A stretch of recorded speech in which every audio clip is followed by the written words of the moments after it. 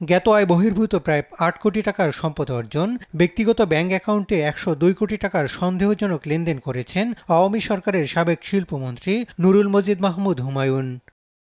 একই সঙ্গে তার স্ত্রী নাদিরা মাহমুদের স্বামীর প্রভাব খাটিয়ে ১,৩৪,০০,০০০ টাকার জ্ঞাত আয় বহির্ভূত সম্পদ অর্জনের দায়ে মানি লন্ডারিং প্রতিরোধ আইনে মামলা করেছে দুর্নীতি দমন কমিশন দুদক।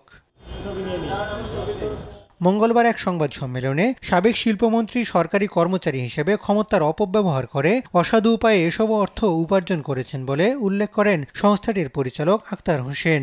বলেন, দ্রুতই তার নামে মামলা করা হবে। নিজ নামে ও প্রতিষ্ঠানের নামে পরিচালিত ১৩টি ব্যাংক হিসাবে ১০২ কোটি টাকারও বেশি অস্বাভাবিক এবং সন্দেহজনক লেনদেন করার অপরাধ অনুসন্ধানকালে প্রমাণিত হয়েছে। এই কারণে তার বিরুদ্ধে দুর্নীতি দমন কমিশন আইন ২০০৪, মানি লন্ডারিং প্রতিরোধ আইন ২০১২ এবং দুর্নীতি প্রতিরোধ আইন ১৯৪৭-এর সংশ্লিষ্ট ধারায় একটি মামলা রুজুর সিদ্ধান্ত গৃহীত হয়েছে।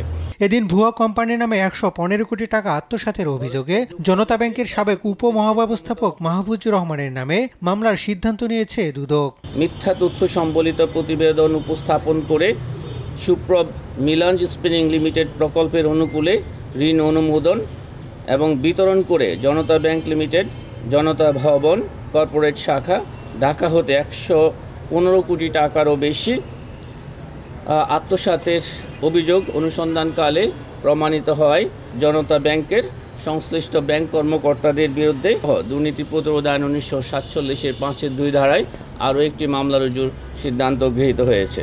এদিকে ভুয়া গ্রন্থাগারের নামে অর্থ বরাদ্দ ও অতিরিক্ত দামে বই ক্রয়ের অভিযোগে জাতীয় গ্রন্থ অধিদপ্তরে অভিযান পরিচালনা করেছে দুদক। হাসান আল মাহমুদ, দেশ টিভি, ঢাকা।